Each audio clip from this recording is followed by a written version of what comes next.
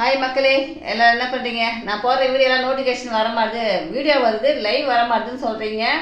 நான் தொடர்ந்து யூடியூப் ரெண்டு பிரிவாக சொல்லியிருக்கேன். என்னன்னு பார்த்தீங்கன்னா, ஒன்று நான் தொடர்ந்து வீடியோ போட்டுக்கினே இருந்து உங்களுக்கு வராமல் பிரச்சனை இருந்துச்சுன்னா வீடியோவோ லைவோ நான் தொடர்ந்து போடுறேன்னு வச்சுங்க, உங்களுக்கு வரலன்னு வச்சிங்களா, அது காரணம்னா நீங்கள் தான் தப்பு பண்ணியிருப்பீங்க. என்ன அர்த்தம்னா, ஒன்று நான் ஷார்ட் போகிறேன்னா ஷார்ட்டை மட்டும் பார்த்துட்டு லைவ் பார்க்காம விட்டுருப்பீங்க. இப்போ ரொம்ப நாளைக்கு லைவ் பார்க்காம ஷார்ட் சின்னதாக இருக்குது, அதனால் அதை ஷார்ட் பார்த்துட்டு போகலாம் அப்படின்னு சொல்லிட்டு நீங்கள் ஷார்ட்டை மட்டும் பார்த்துட்டு போயிருப்பீங்க, லைவ் பார்க்காம இருப்பீங்க ரொம்ப நாளாக. அப்படி நீங்கள் பார்க்கலன்னா உங்களுக்கு நோட்டிஃபிகேஷன், நீங்கள் எதை பார்க்கலையோ அதை நோட்டிஃபிகேஷனை அனுப்பாது, அது ஆஃப் பண்ணிவிடும்.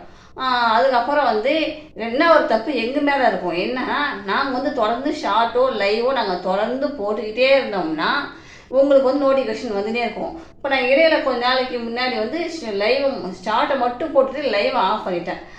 லைவ் போடுறது ஒரு வருஷமாக. அப்போ உங்களுக்கு என்ன பண்ணி இப்போ நான் இடையில இப்போ தான் 2-3 நாளாக போடுறேன். அப்போ நான் போடாமல் இருந்து ரொம்ப நாள் கழிச்சு இப்போ நான் போகிறதுல உங்களுக்கு நோட்டிஃபிகேஷன் அவ்வளோ சீக்கிரத்தில் வராது. தப்பு ஒன்று உங்கள் பேரில் இருக்கும், இல்லைன்னா என் பேரில் இருக்கும்.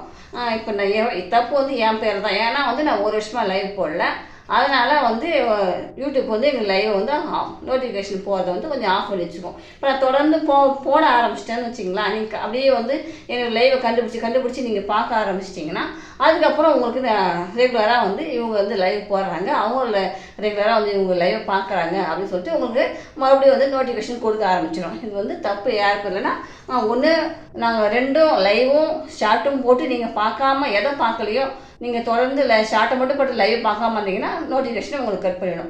அதுதான் பிரச்சனை, வேறு ஒன்றும் பிரச்சனை கிடையாதுங்க. கையில் செல்ல பிடிக்க முடியல ரொம்ப நேரத்துக்கு.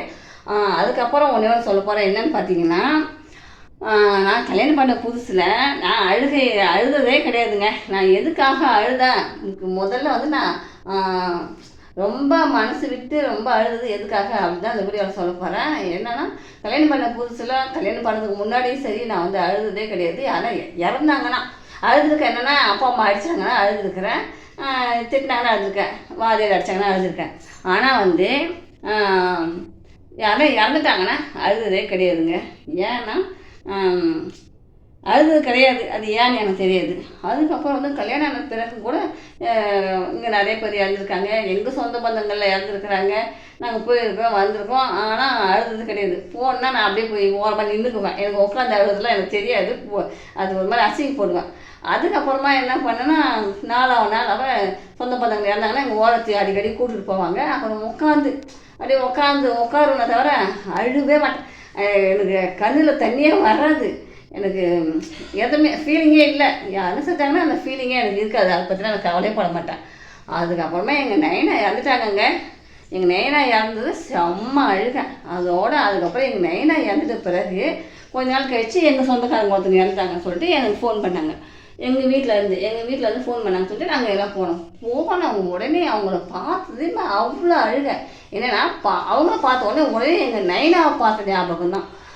அதில் எங்கள் நைனா இறந்ததுலேருந்து எந்த சாவுக்கு போனாலும் நான் உடனே எங்கள் நைனா ஞாபகம் வந்துடும், செம்ம அழுவேன்.